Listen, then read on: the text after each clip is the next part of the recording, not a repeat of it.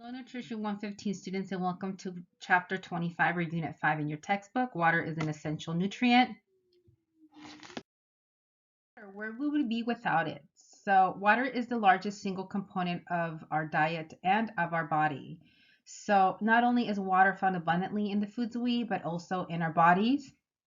And here's a depiction on different life stages of a human and how much water is found in their body. So fetus is 90% water, a newly born 80%, a child 70%, and adults are 60 to 65% composed of water, and elderly person 55%. So here's a proportion of organic water in different types of humans as far as life stage goes. Water differs from other essential nutrients. It does not provide calories, but it is essential, meaning that your body cannot produce it in sufficient quantity to support your health. So you have to get it from the diet. And water is involved in every chemical reaction in the body and is found everywhere. It's pretty ubiquitous. Um, it is required. It is a required part of our diet again. It performs also specific functions in the body. And I want you to know that deficiency and toxicity signs develop when too little or too much is consumed. It is also our body's main source of fluoride. It's an essential mineral needed for the formation and maintenance of enamel and resistance to tooth decay. Fluoride is also naturally present in some well waters, and it's also added to about 70% of all municipal water supplies in the U.S. Now, water serves as a medium in which many chemical reactions take place, meaning it's like the body or sea of water where chemical reactions occur, okay? If you've taken chemistry before, there's a solvent and a solute when we mix liquids, and it's considered a solvent, the major solvent in the body, meaning it's where it's the liquid in which chemical reactions take place and things are dissolved in. Now, it is liquid, so our need for it is measured in cups, which is a volume measurement, rather than grams or milligrams, which is weight. So we measure water by volume. It is required by every cell, tissue, and organ in the body. Again, extremely ubiquitous and essential and vital for every compartment and area of the body. Without it, we can only live about 6 days. That's according to your textbook. I also want you to know different sources. Some sources say 2 days, some say 5 days, most say about a week. But I've also found that it depends on who you are as well. I've watched survival shows on TV where some people have lived without water for 2 weeks. Okay, but they were near death. Water's role as an essential nutrient, lots and lots of functions or roles of water in the body, again, because it's present in every area of the body, it has very many vital functions. So here are a few. Again, water qualifies as an essential nutrient. I explained why already. It is required. It's a requirement to get it from our diet. It performs, again, specific functions. So these are some of the things I already mentioned that you can be deficient and toxic in it, and you can develop signs and symptoms. Through that, we'll identify some of those. And so you can consume too little and too much and have detrimental effects both ways. Toxicity usually happens when you drink a lot of water in a small amount of time. For instance, it's usually predominant like in athletic endurance events that are athletic based. So when, for instance, some marathoners have died throughout history in which they're extremely dehydrated due to an endurance event, and they drink lots of amounts of water post-workout or after workout in a small amount of time, and it causes water toxicity. Also, a while back, a couple years ago in Sacramento, there was a radio station that was holding a competition for some prizes, some big prizes about who can drink the most water in about a minute. And someone died as a result, and the radio hosts were fired as a result because of the water toxicity. Okay.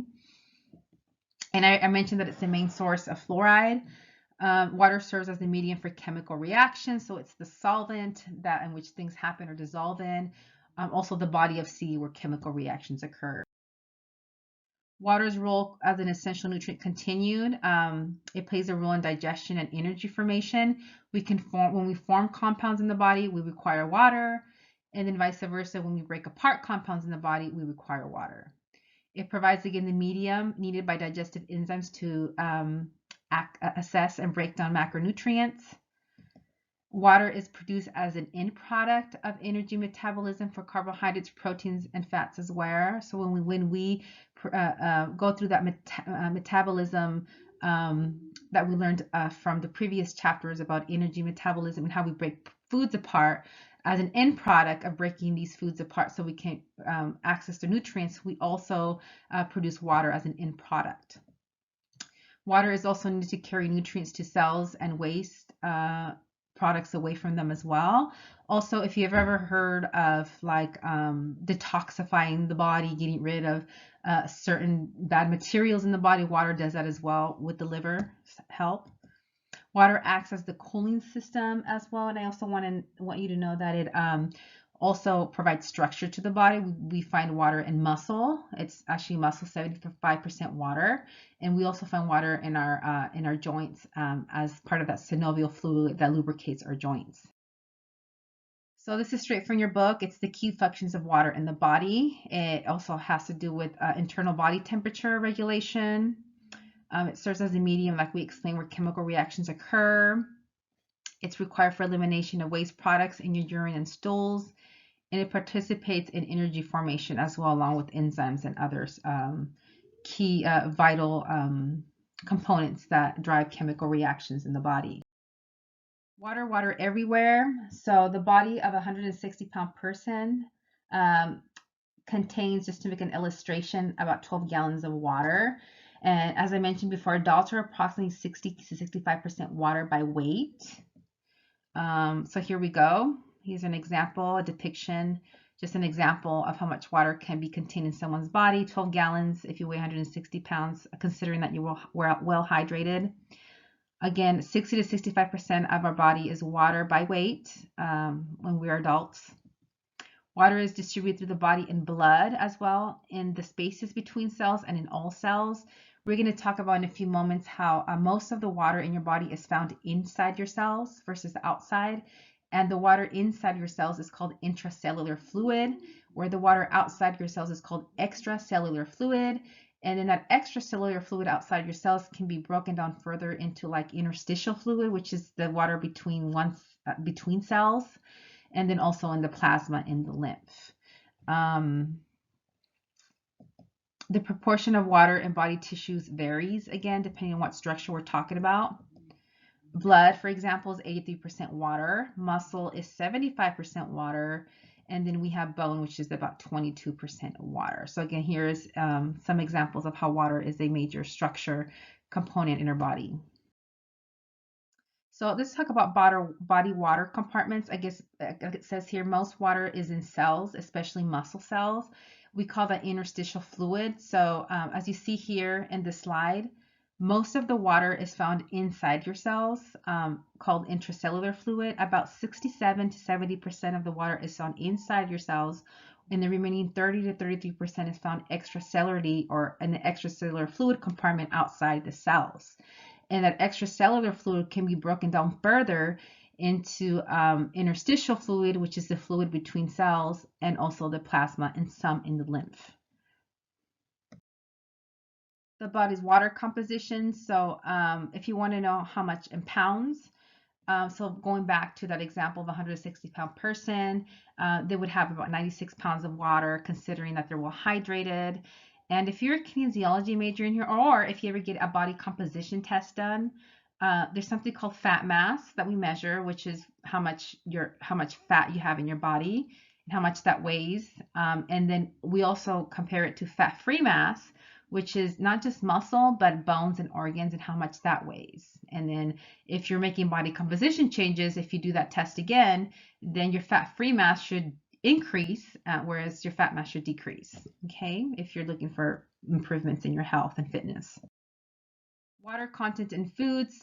So when we talk about water intake here in a little bit, how much you need to intake, we also need to consider outtake. But before we do how much we output water and how we do that, let's talk about water content in food. So the majority of water is found not just in beverages like milk and juices, but fruits and vegetables are also pretty high in water, and that is considered part of your water intake. So most beverages are more than 85% water, like milk or juice. Fruits and vegetables are 75 to 90% water, and some fruits contain more water and vegetables than others, like watermelon, for example, is mostly just water. Meats contain 50 to 70% water in them. The water content of foods makes an important contribution to, again, our daily intake of water. So it's not just what we get from cups and bottles, just mere water, but also from foods. Approximately half of our water intake comes from plain water and beverages, whereas half from foods. So this is straight from your book. It's letting you know a little bit about the composition of water in different foods. And as you see here, the majority, like tomatoes, watermelon, orange juice, milk, banana. So most of your beverages and fruits and some vegetables are a majority of their composition is water, whereas some other foods like bread and butter also contain water, but not as much as in fruits and vegetables. Meeting our need for water. So again, when we talk about water, how much we need, we also have to consider not just how much we need to put in, but how much we expel out. And you expel water out through metabolism, just digesting foods and using energy.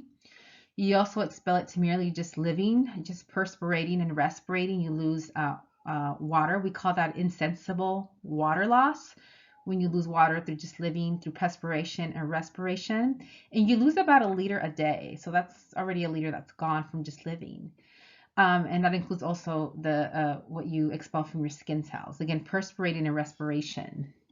You also lose water through feces and stools. And if you are physically active, you can also lose it more through that. Water is lost in urine, about 60%, respiration and perspiration, 28%, 6% in sweat, and 6% in stools. Individuals are in water balance when water intake matches water output or water outtake. And we also call that eurohydration, which is E-U-R-O hydration. So if you ever hear the term eurohydration, it's referring to a person is in neutral balance, meaning water in equals water out. It's pretty neutral. Body processes that regulate thirst and reabsorption of body water tightly control water balance. Some of you might have learned that sodium, potassium pump in cells. That's part of a system that regulates how water is controlled in the body. Meeting our need for water. So small changes in the body's water content have large effects on body functions. Now, in general, I want you to know that individuals require enough water each day to maintain normal functions of water in the body. Okay, and I also want you to know we're going to talk about recommendations, but I want you to know when you're thirsty, thirst disappears when sufficient water has been consumed to dilute body fluids back to the point where the concentration of chemical substance is normalized. And then small changes in the body's water content have large effects on body functions as well. And we're going to talk about some percentages in a bit. So in general, the body's content of water does not change more than 0.2% a day. Losses of body fluid equal to 1% of body weight trigger thirst. And then if you lose about 2% of water in your body, it affects physical performance. So for those of you that are athletes in here, having a decrease of body water of 2%, a loss of 2% water from your body, it will affect physical performance pretty significantly. A water deficit of 20% can be life-threatening and lead to death if not corrected soon. Meeting our needs. So the general rule of thumb is that if you're an adult male in here, you need 3.7 liters, and then women need 2.7. So about 4 liters for men and 3 for women, just to keep your body functions functioning optimally. That does not include an additional water that's needed for physical performance. There are formulas that you can use, both found in sports nutrition textbooks and online websites that are credible, that give you calculations based on athletic performance.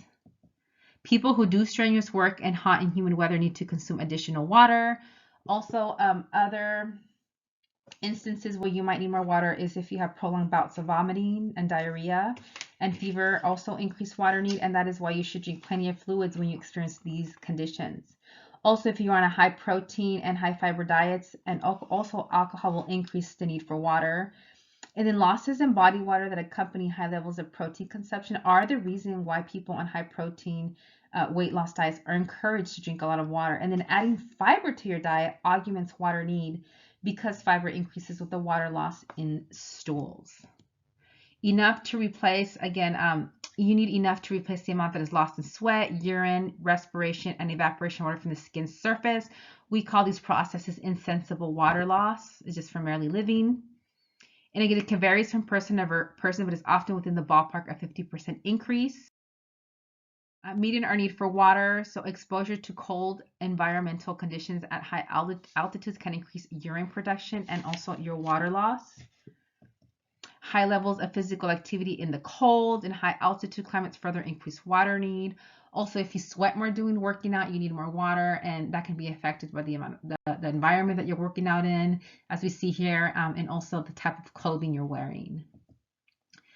And I mentioned this, other instances is prolonged bouts of vomiting, diarrhea, and fever also. Drink plenty of fluids when you have these conditions. And I talked about high protein and high fiber diets. Make sure you rewind it a little bit to hear about why. And here's just a image to depict that, if you work out in high altitudes that are cold, that increases your urine output, so you would need more water. So again, environmental factors and what you wear and where you're exercising all affects water output.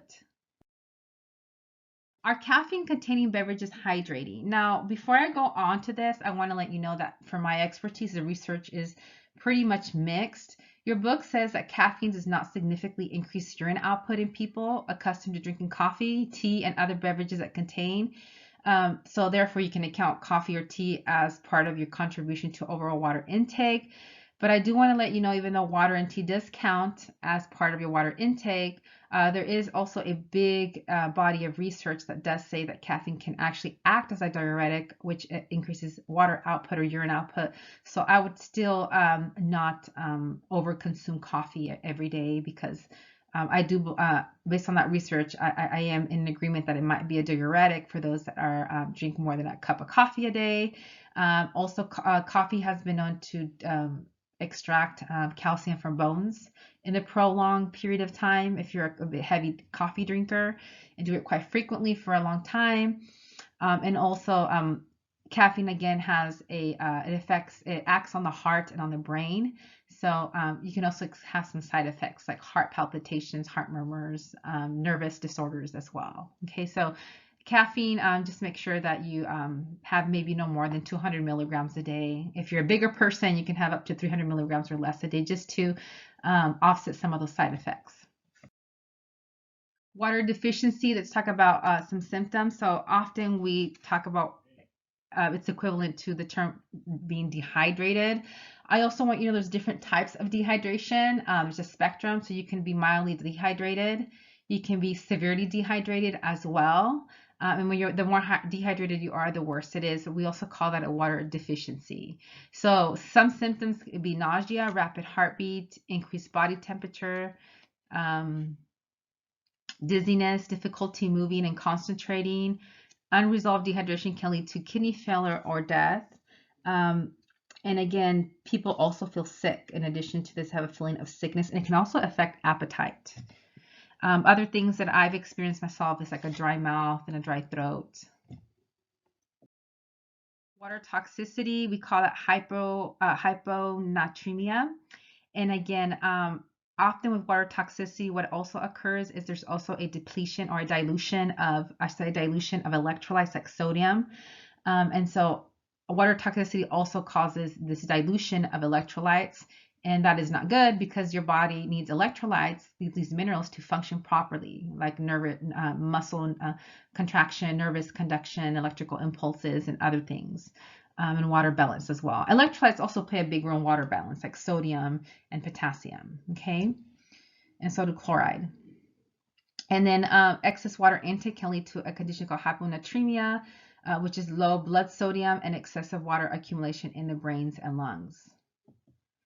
And actually, in a microscopic view, the cells actually appear swollen and can burst.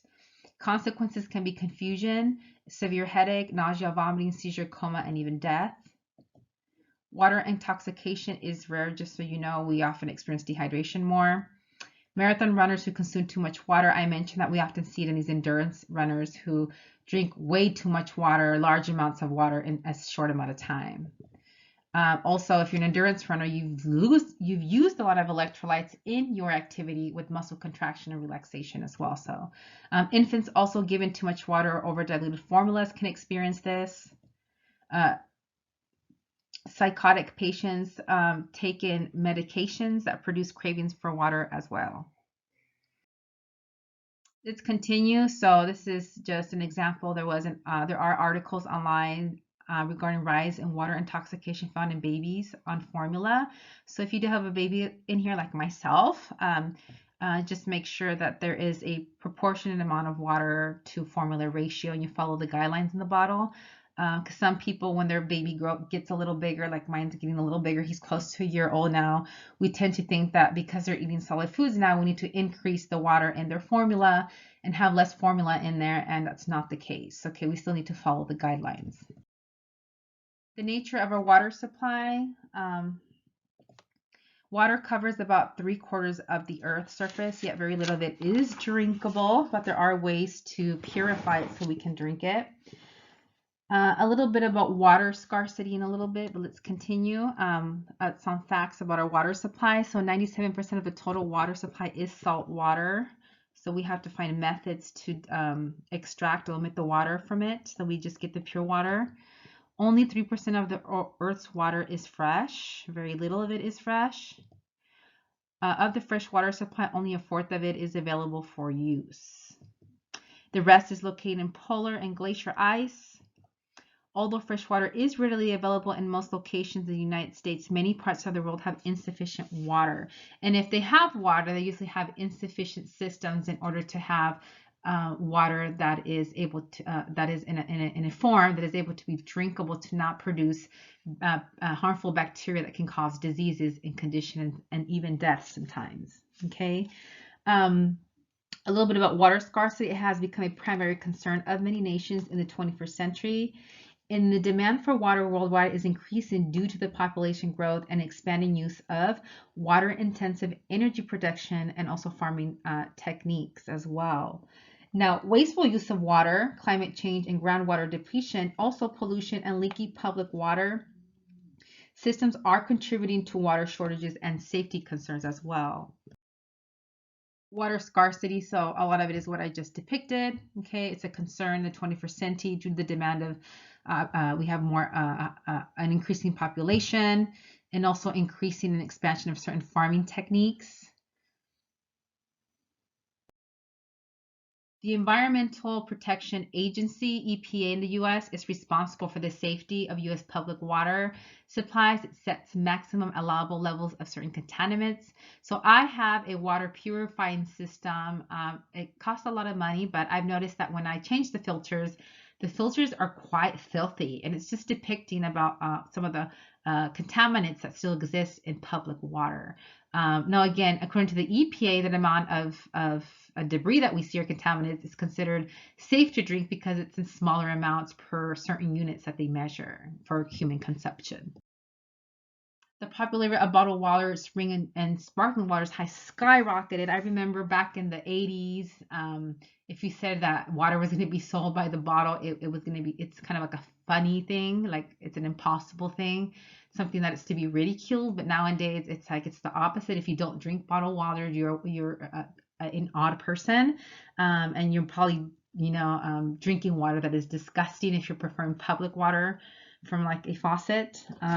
Most of the water consumed in the U.S., including 45% of single-serve bottled waters, is tap water, so more than you thought. And then, unlike most bottled water, tap water from most municipal water supplies is fluoridated, whereas most bottled water is not. And the water is generally tested several times a day for bacterial and other contaminants. And then also, it is far cheaper than bottled water, and it does not contribute to landfill overflow as plastic bottles may. Some of you actually, if you take my other course, Nutrition 160, maybe chose to do your research assignment on water bottles. True mineral water is taken from protected underground reservoirs that are lodged between layers of rock. If just a little information for you about mineral water. Spring water is taken from freshwater springs that form pools or streams on the Earth's surface. And then true seltzers are sparkling waters that are naturally carbonated. And most seltzers, however, become bubbly by the commercial addition of pressurized carbon dioxide. And most of you can see that on the ingredients, they'll list carbon dioxide. And also flavored waters are preferred by many consumers.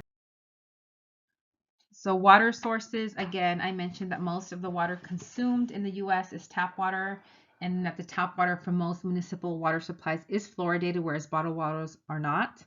And also the tap water is generally tested several times a day for bacterial and other contaminants. And I mentioned how it's far cheaper on one's wallet than bottled water is, and how it does not contribute to the landfill overflow, whereas plastic bottles do. Fluoridated bottled water, so just a little information, bottled waters have been criticized for their lack of fluoride because it is needed and it's essential for enamel health. And people of all ages need this mineral for bone health and the prevention of tooth decay as well. So water sources, just a little bit to think about. You know, most of us buy our water maybe in the form of bottles, as you see here. It could be in flavored water, spring water, sparkling water. Some of us prefer to drink tap water.